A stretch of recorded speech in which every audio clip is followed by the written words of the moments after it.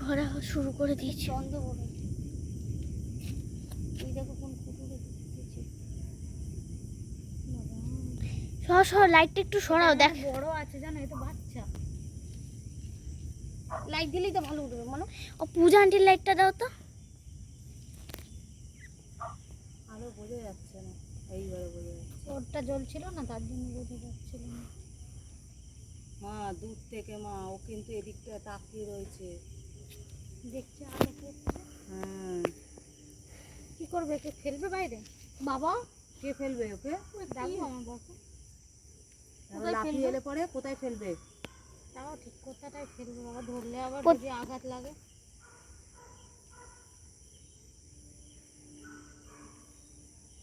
এই সাইডটা তাকিয়ে রয়েছে।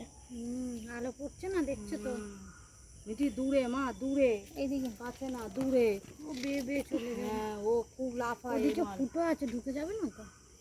আমার মনে হয় ওই ফুটো দিয়েই বেরিয়েছে, গরমে না বেরিয়ে গেছে, গরমে, বুঝেছো? ঠিক ঠিক। দিদাকে বল না, ফোন করবে। ও বাপরে, গেটে একটা লাইট দেওয়া উচিত। এই রিক দাদাকে ফোন কর।